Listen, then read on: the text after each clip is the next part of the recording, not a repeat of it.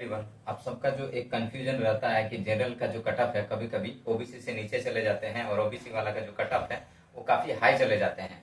तो इसमें जो है कंफ्यूजन है, बहुत सारे बच्चों को पता ही नहीं है कि ओबीसी का कट ऑफ कैसे ज्यादा जा सकता है। इसमें तो हम तो जनरल में काउंट हो जाएंगे, अगर मेरा ज्यादा नंबर रहेगा तो हम जनरल में काउंट हो जाएंगे अगर जनरल का कट ऑफ पार कर जाएंगे।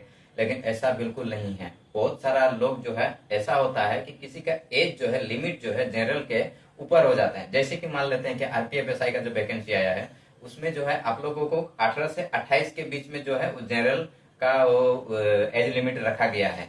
और ओबीसी वाले जो है वो किसी का जो है एज लिमिट जो है 28 ना होके 29 साल का हो गया है। ठीक है, तो वो जो है वो ओबीसी का सर्टिफिकेट बना के वो 29 साल के कैटेगरी में यानी कि 28 प्लस 3 31 साल का वो बेनिफिट लेके जो है ओबीसी में काउंट हो जाता है। ठीक है, वैसे कैंडिडेट को जो है वो जनरल वालों का जो सीट रहता है उसमें फाइट करने का मौका नहीं मिलता है, क्योंकि वो जनरल के एज लिमिट में नहीं आते हैं। वही अगर कोई स्टूडेंट ओबीसी वाले जो है वो 18 से 28 के बीच में आते हैं, ओबीसी ऐसा कैंडिडेट जो 18 से 28 के बीच में आते हैं और वो जनरल के कैटेगरी में ओबीसी के कैटेगरी में रहते हैं और जनरल का जो एज लिमिट है उसके बीच में आते हैं, तो वही सिर्फ वही ओबीसी कैंडिडेट जो है आपका जनरल का भी सीट फाइट कर सकते हैं।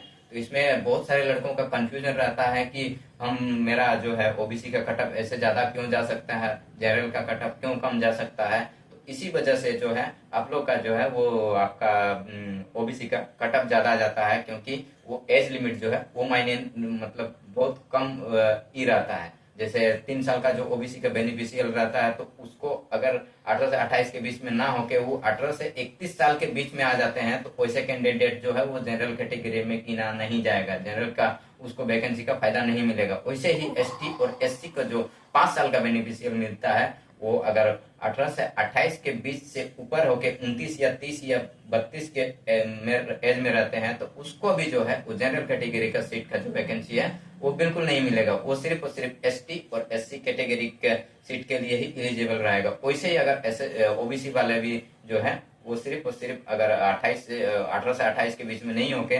28 के ऊपर के एज के होंगे तो वो सिर्फ और सिर्फ ओबीसी कैटेगरी के जो है उसी में रहेंगे। तो धन्यवाद इतना सुनने के लिए।